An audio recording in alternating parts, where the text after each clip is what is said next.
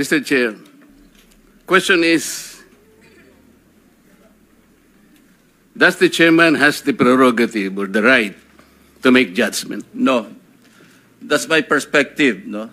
That's my personal opinion outside of the hearing or outside of this hall. So don't question my opinion. That I am is my not questioning opinion. your opinion, Mr. Chair, but you are the Let's not chairman quarrel of this here. committee. Anyway, let's proceed with the You are not testimony of the interested in the prejudicial question that I am going to raise, Mr. Chair? Go ahead, you raise your Kaya nga sinasabi ko sa inyo You're an questioning my investigator, opinion. we are investigating. Away kagad tayo rito. Mr. Chair, we are still in the Hearing is suspended. investigating. Session is resumed. Mr. Alcantara, you proceed. Thanks, Mr. Chair. Mr. Alcantara, you proceed. I will register my continuing objection, Mr. Chair. I will question the objectivity of these proceedings if you will not allow me raise these points. Maybe in the plenary this afternoon I will raise it. Go ahead. Mr. Alcantara, you proceed with your statement. Your Honor, okay lang po bang makapagbigay ako ng opening statement ko po? Proceed, proceed. Ano bang gagawin natin dito? Magandang umaga po sa inyong lahat. Tinatanggap ko po na ako po ay hindi nakasagot sa maraming tanong mga nakakaraang huling araw upang maproteksyonan ang institusyon na aking minahal sa loob ng 30 taon. Subalit nitong mga nakang araw, ako po ay nakapag-isip-isip na tumulong na lamang po sa investigasyon na to para po sa bayan. Narito po ako sa harapan nyo ngayon upang tumulong ng buong puso, abot ng aking makakaya, upang makapagbigay linaw sa katanungan sa investigasyong ito. Naintindihan ko po na hindi lang mainit ang isyong aking kinakaharap sa kasalukuyan. Mararamin po ang galit sa aming mga kasama sa DPWH dahil sa mga nabanggit na mga sinasabing katiwala sa aming ahensya. Hindi ko na po titingnan to. Ito po ay galing sa puso ko. Nangangamba po kasi ako sa seguridad ng pamilya ko. Ito pong aking salaysay ay marami pong mga tao na mababanggit at ako po ay humingi ng tawad sa mga tao na to, pero kailangan ko pong sabihin yung katotohanan. Hinihiling ko lang po sa ating buting chairman, sa ating Secretary Justice po, na maproteksyonan po yung pamilya ko. Medyo napakabigat po ng mga babanggitin ko rito. At ito po ay malalaman po natin ngayong umaga. At ako po ay in good faith sa lahat po ng mga senador nandito, sa ating sekretary at sa mga nandito po lahat. Isimulan ko na po ang aking hinandang salaysay, Your Honor. Sa akin pong boss, na nabanggit po nung nakarang hearing ng aming kasama, Undersecretary Roberto Bernardo po. Una ko pong nakilala si Yusek Bernardo taong 1997. Kami po ay magkasama sa Los Baños po. Hanggang dumating po ang panahon na ako po ay na-appoint na District Engineer sa Bulacan. Sa taong 2022, nagsimula pong magbaba ng pondo sa akin si Yusek Bernardo. Nandito po ang detalye kung ilan po at magkano. Ito po, ang unang taon po, 2022 ay 350 million po. Ang kasunduan po ay 25% po para sa proponent. At ako po, o yung driver ko po minsan ang nagdi-deliver po sa kanya. Noong 2023 po, meron na rin po mga bumaba. Dito po, naka-specify po lahat kung ang titulo, ang title po ng project, amount, at kabuang ibinaba po ng aking boss. Ang iba pong sistema, sa simula po ay nagpapabigay po ng tauna lang pong 10%. Pag po lumabas na po sa pag-NEP po, tapos po ang kabuuan po ay paglabas po ng GAA. Pag po sa GAA, may lumabas na wala po sa NEP, ibig sabihin po nun, maaari pong, hindi ko lang po alam procedure, maaari pong sa BICAM po yun pumasok. Andito po lahat po ang detalye sa aking sinumpang salaysay. At meron pa pong mga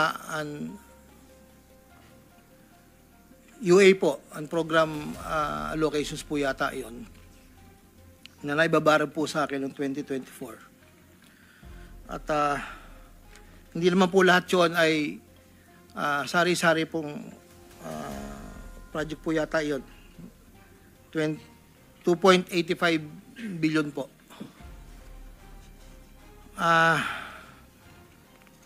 Yung pong sa 2024 na UA, bukod po yung meron pong BICAM and NEP. Nandito po lahat po ang detalye. Ito lang po kasi yung record na nakuha ko po sa sariling file ko po. At yun po ay meron pong portion doon na merong 30%, meron pong 25%. Depende po sa proyekto. Ang huli po ay itong 2025. Mayroong halagang 2.55 billion po. 1.65 sa NEP at 900 million sa GAA. At ganoon din po ang sinabi niya sa akin sa proponent po. Doon po sa sinasabi na meron daw pong ang ating Senator Jinggoy Estrada na di umano'y meron pong sa listahan na pinakita po noong nakarang hearing. Yun po, ako po ang nagpasa ng listing po kay Yusek Bernardo. At ang sabi niya po ay meron ka pa bang kailangan na worth 355, ilan daw po yung natitira. So ako po ay nagpasa ng listahan sa kanya. Ang pagkakabanggit lang po sa akin ay meron pang extra si SJE.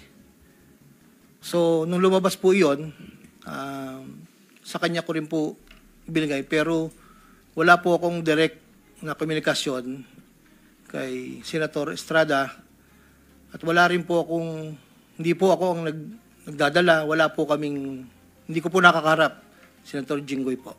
Si Yusek Bernardo lang po ang kausap ko.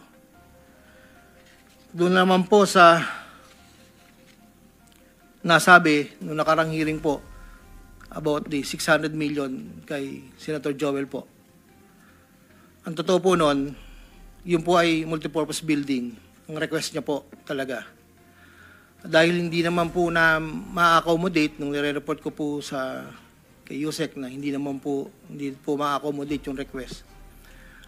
Nagkaroon po ng idea, kaming dalawa po ni Yusek Bernardo na tapatan na lang kung sa kwentahan lang po na ang proponent ganito, parang daw po mapagbigyan. So, nagpasa po ako ng listahan without the knowledge of Senator Joel. So, lumabas po yung pondo, I think, UA po. So, hindi po alam ni Sen na yun po ang pinalit namin sa multipurpose building. Wala pong alam si Senator Joel.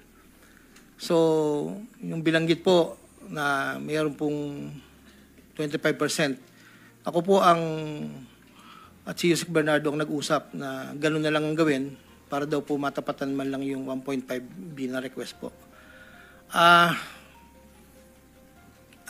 Inayos ko po lahat yun at dinala ko po sa tauhan lang po ni Senator Joel somewhere in Bukawi po. Ang sabi ko po sa kanya, baka pwede pakibigay mo lang to kay boss. Tulong ko to, kung ano man ang future na plano niya, yun po ay tulong ko. Pero hindi niya po alam na doon ko po kinuha sa flood control po. Ang pangapat po, taong 2021, nakilala ko po si Congressman Saldico. Sa pamamagitan din po ng numero po, binigay lang po sa akin ni Yusek Bernardo. Hindi ko lang po nilagay. Kasi po hindi naman po kasama siya nung kami nagkita sa Shangri-La, BGC. That was 2021 po. Ang unang usapan po namin ay susubukan pong makapagbaba ng pondo kung pwede po sa distrito ko. Taong 2022 po, unang bumaba po ay nagkakahalaga ng, tanda ko po, nandito po sa record, ay 519 po ang pagkakatanda ko po. After po noon, 2022, so yung 519 po, ang... Excuse me, Engineer. Para mas maliwanag, basahin mo na lang yung sinumpang salaysay mo para hindi ka naliligaw. Opo. Para wala na o-omit, wala na dadagdag, mag-stick ka doon sa sinasabi mong Yes po. sinumpang salaysay. Ito po. Simula mo na lang doon sa Saldico. simula. Basahin mo na lang ng dahan-dahan. Noong Agosto o Setyembre 2021, nagkakilala kami ni Congressman Saldico.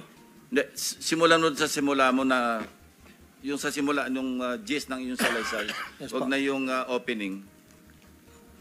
Una kong nakilala si Undersecretary Roberto Bernardo. Nagkasama kami sa Laguna.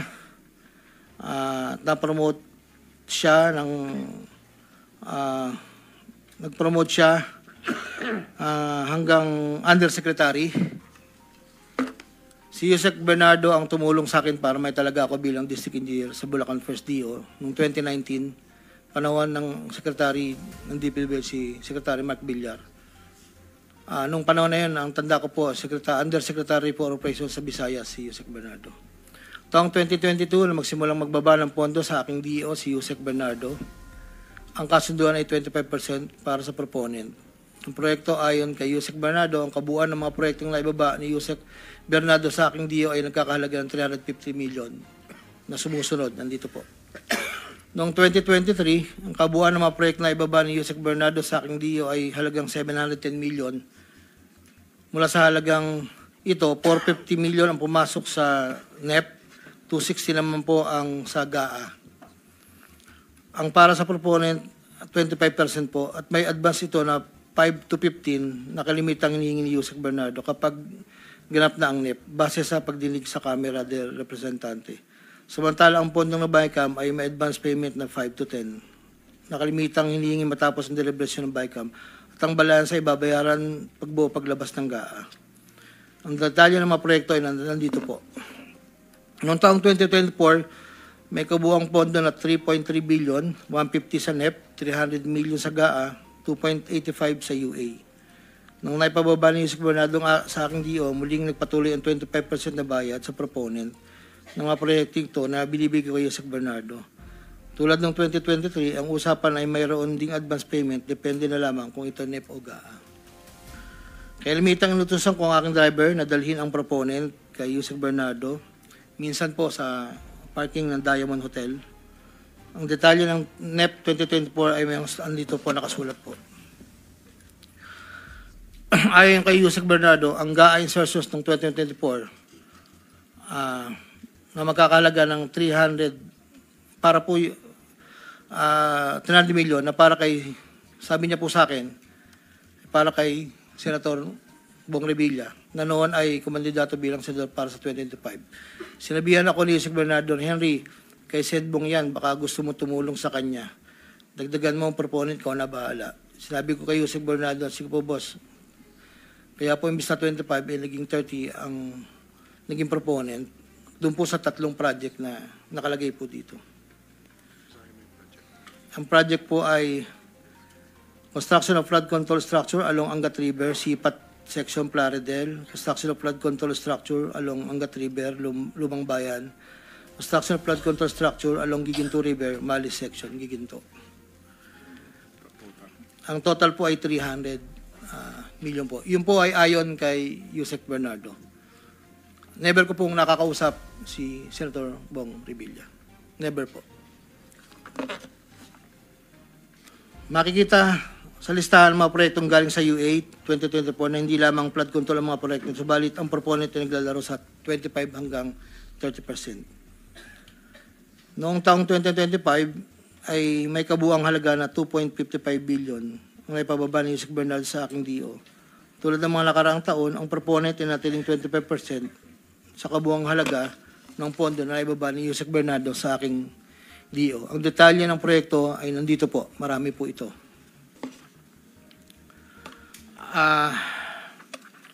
Taong 2022, yun nga po, nabanggit ko kanina, humiling si Senator Joel Villanueva ng proyektong multipurpose building, ikakalaga ng 1.5B.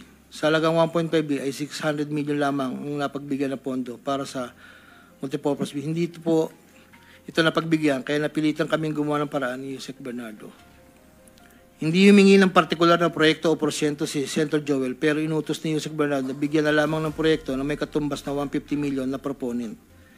Dahil dito, nabigyan si Senator Joel ng proyektong unprogrammed operations ng 2023 nagkakalaga ng 600 million na pawang mga flood control ng mga proyekto at kung saan susumahin na 25% na proponent ay may halaga na 150 million. Hindi alam ni Senator Joel na flood control ang mga proyektong nailan sa kanya dahil ang aking pagkakalam ay ayaw po ni Senator Joel ang project na flood control. Ang halagang 150 million dila ko sa rest house sa Barangay Igulot, Bukay, Bulacan na iniiwan ko po sa tao niya na ang nagangalan lang pong Peng. Sinabi ko kay Peng na pakibigay na lang kay boss, tulong lamang yan para sa future na plano niya. Hindi po nila alam na doon galing yon sa flood control. Matapos po na hindi na po kami nagkausap. Sa kay Senator Jinggoy naman po, sa pagkakatanda ko, nasa 2024 budget hearing kami sa Senado. Kasama ko si Yusek Bernardo. Sa pagitan ng alas 9 hanggang alas 10 ng gabi, habang kami naghihintay, tinanong ako ni Yusek Bernardo kung mayroon pa akong gustong lagyan at mayroon pang available na 355 si SJE. Ayon po kay Yusek Bernardo. Sabi ko po, boss, meron naman. Sagot ni Yusek Bernardo sa akin na ipasok ko agad sa kanyang listahan ng oras na yun. Agad-agad po akong nagpagawa ng listahan sa staff ko at sa loob ng 10 to 15 minutes, pinasa ko na po ang listahan kay Yusek Bernardo. Ito po ang listahan ng mga proyekto na banggit. Ito po ay puro pumping station po with floodgates. Ito po ay phase 3 dahil may nauna na pong phase 1, phase 2. Ito po ay 7 project. Meron pong 360 million, isang 45, isang 50, dalawang 40 million na may kabuang 355. Ang proponent po nito ay 25% at binigay ko yung Yusek Bernardo kasama ang may iba pang proponent na mga pondong binaba niya sa akin para sa taong 2025. Wala po akong direktang transaksyon o direktang pakipag-ugnayan kay Senator Jinggoy. Pangapat, Congressman Elizalde ko. Noong August 20 o September 2021, nagkakilala kami ni Congressman Saldico sa isang pagtitripon meeting sa Shangri-La, Bonifacio. Doon ay napag-usapan namin ang plano ni Kong Saldi na sumubok na magbaba ng pondo papunta sa aking distrito para sa iba't ibang proyekto. Pagkalipas ng higit kumulang na 1 buwan mula sa aming unang pagkikita, ako ay nagpasa sa kanyang listahan ng mga proyekto na may kaugnayan sa flood control at ang mga proyekto yung tayo lumabas sa General Appropriations Act of 2022 na nagkakahalaga ng, andito po, 1, 2, 3, 4, 5, 6, 6 na proyekto po ito. At ang pagkakatanda ko po ito ay 519 million, ang una po. Sa pagitan ng 4 na taon, mula 2022 hanggang 2025, naging tagapagtaguyod si Kong Saldi ng mga proyekto sa Bulacan First. May higit kumulang 426 na proyekto. Ang kabuang halaga ng proyekto na ito, ayon po sa nalakap kong record, ay hindi bababa sa 35 billion, 24 million pesos. Million or billion? Billion, Your Honor. Andito po yung summary. Pwede ko pong state, Your Honor. Go ahead. Sa taong 2022, yun po yung una, bycam lang po ito ayon sa record ko po. 519 million. Sa 2023, 5,790 sa NEP, 3,250 sa BICAM, at 3,890 sa UA. 2024, 5.8 billion sa NEP, sa BICAM 5.084, sa UA 3.306. Sa 2024, nagkakalaga po ng total na 14,190,000,000. Sa 2023, 12 billion. Sa 2022, 519. Noong pong 2025 ay 7,385,000,000 na lang po sa NEP. Wala na pong kasunod.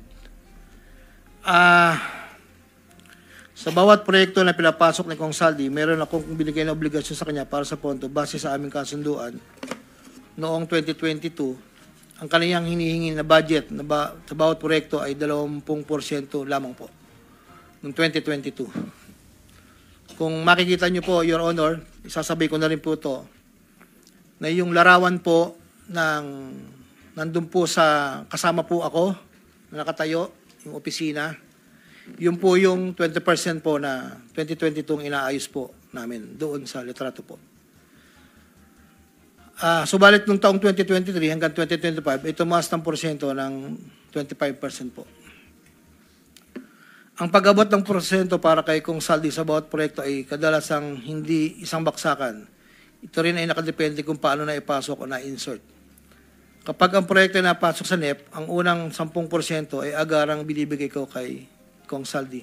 Habang ang balanse na 15% ay paglabas na po ng GAA within 1 to 2 months. Iniipon ko muna po yan bago po ipadala sa kanya. Kapag ang proyekto naman ay naipasok ng Kong Saldi sa BICAM, ang unang 10% ay binabayad sa kanya matapos lumabas ang GAA at ang balancing 15% ay binibigay makalipas ng 2 buwan mula nang maaprubahan ng GAA. Pero kapag proyekto ay naipasok gamit ang UA, ang 25% ay agarang iniipon ko pat ibinibigay kay Kong Saldi. Ang pambayad para kay Kong Saldi ay nanggaling sa mga advances mula sa kontratista, pero hindi na alam ng mga kontratista kung para kanino ang advance na yon. Ang pera na nakalaan para kay Kong Saldi ay dinadala sa akin. Ako naman po ang nagdadala o naghahatid na hinihinging porsyento ng Kong Saldi sa iba't ibang tao niya. Hindi ko po siya na-meet during pagdadala. Ang tao niya po ay may alias lang Paul at Mark. Dahil sila po yung nag-message po sa akin through Viber, disappearing message po iyon, na doon ko po dadalhin. May isa o 2 beses na dinala ko sa parking lot ng Shangri-La Hotel, Bonifacio Global City, ang porsyento ni Kong Saldi. Paminsan-minsan man, inahatid ko ito sa kanyang bahay sa Ladybug Street, Valle Verde 6, Pasig City. Mula Ortigas po, kakaliwa ka stoplight, may gate kakanan, kakaliwa kakanan, makikita na po yung bahay. Minsan po, inuutos ko lang po, minsan po ako po ang nagbababa. May tao lang pong tatanggap, tapos po, iiwalan ko na po. Dinagdag ko na dahil lumulobo ang pondo ng Bulacan, napag-usapan namin Kong Saldi na kung meron akong pwedeng mapagbabaan sa iba't ibang district engineering office. Nang dahil dito, noong 2020 hanggang 2025, nagbaba si Kong Saldi sa sumusunod. Bulacan 2nd, 573 million. Tarlac 1st, 2023, 1.350. Sa 2024, sa UA, 1.650. Tarlac 2nd, 925. Tapos 2024, 1,000,000,025. Pampanga, sa 2023, 1,125,000,000. 2024, 75 million lang po. Wala pong alam yung mga tao doon na DE. Ako lang po ang kausap nila. Hindi po alam nila yun ay kay Kong Saldi. Dahil ako lang po, hindi ko po pwedeng sabihin kung saan nanggagaling. Ito po, ang mga iba naman pong nagbababa ay nakilala ko ang kumpanyang Pearlstar. Ngunit kahit pamilyar ako sa Pearlstar, hindi ko kilala ang may-ari nito. Naging tauhan ng Pearlstar ang kilala ko na MK. Na-meet ko po siya sa district. Meron po siyang project na isang tulay na inabutan ko before. Sa pagkakalam ko, si MK ay anak ng may-ari ng Pearlstar. Nagkaroon ng pagkakataon ng 2020 na lumapit sa akin si MK na Pearlstar na nakiusap na humingi ng listahan para sa flood control. Ayon kay plano raw nilang lakarin ng pondo para sa mga flood control projects. ako'y nagbigay sa kanyang listahan at nalumabas naman po ito sa GA at UA. Kinaklaro ko na wala akong alam o personal knowledge kung paano nakuha ng personal ang pondo at kung sino ang kausap nila para masiguro ang pagkuha ng pondo. Hindi po ako knowledgeable doon. Basta nagbibigay lang po ako ng listahan. Ang proyektong igilawad na persa ay pinunduan mula sa National Expenditure Program at papondong itilakda ng bicameral conference. Ayon po sa record. Ito pa po, meron pong 2022, si Commissioner Mario Lipana po ay nanghingi rin po sa akin ng listahan. Taong 2023, nakapagbaba po siya sa UA ng 500 million. 2024, 400 million. 2025, 500 million. Wala akong personal knowledge kung paano nila nakuha ang pondo at kung sino kausap lang. Ang listahan ng mga proyektong na ipasok ni Com Lipana ay nakalakip sa sinumpang salaysay sa annex po. Andito po lahat yung detalye. Nabanggit po nung nakaraang hearing, former Congressman Mitch Kaayon, noong taong 2021, nakilala ko si isang pagtitipon, hindi ko na po matandaan, alam ko po birthday, na noon ay Yusek pa po, ang pagkakatanda ko. Dito ay nakapag-usap kami at tinanong niya kung pwede siya magpababa ng pondo sa aking DO. At sinagad ko naman na, opo, pwede po. Noong taong 2022, nakapagbaba ng halagang 411 million sa GAA si Yusek Mitch, na may usapan kami na may gastos na 10% lang po. Hindi niya po pinakailaman yon, sabi niya, bahala ka na kung sino man ang mananalod contractor niyan. Noong ikapat na pagdinig ng Senate Blue Ribbon Committee hearing, may dalawang larawan na pinakita ang chairman ng Senate Blue Ribbon Committee, Senator Pampilo Lacson, kay Engineer Bryce Hernandez. Isang larawan sa isang lamesa na puno ng pera at doon ay makikita ang aking presensya na kung saan ay ako'y nakasuot ng blue nut shirt at ito ay sa conference room ng lumang opisina namin. Para po sa kalaman, lahat po ng pera na yon ay para sa BICAM ni Kong Saldi, 519 million na may 20% proponent noong 2022. Ito po ay galing sa iba't ibang mga kontraktor na nakuha ng mga proyektong naipababa ni Congressman Saldi.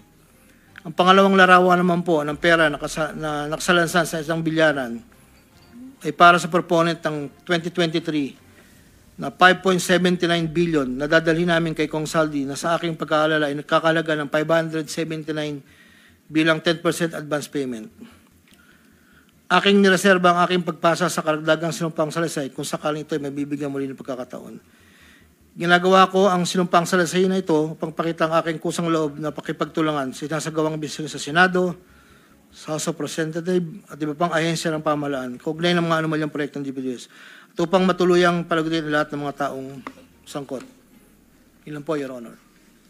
Pwede bang pirmahan mo yung sinumpang salaysay para maibahagi sa mga miyembro ng committee ito nang sa gayon, mamaya kung meron silang gustong tanungin, at least pirmado mo yung sinumpang salaysay.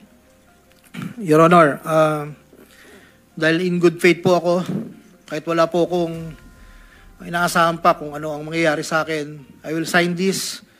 Nagpapatunay na ako po ay willing po makipag-cooperate. I will sign this one po. Salamat po.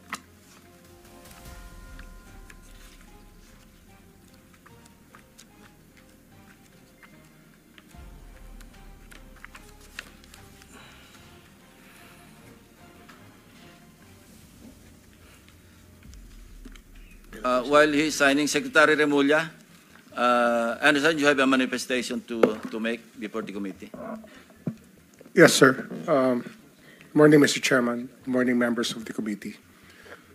Due to the gravity of the allegations in the affidavit and it being a sworn statement, I believe that this will be very helpful to the Department of Justice and the Witness Protection Program in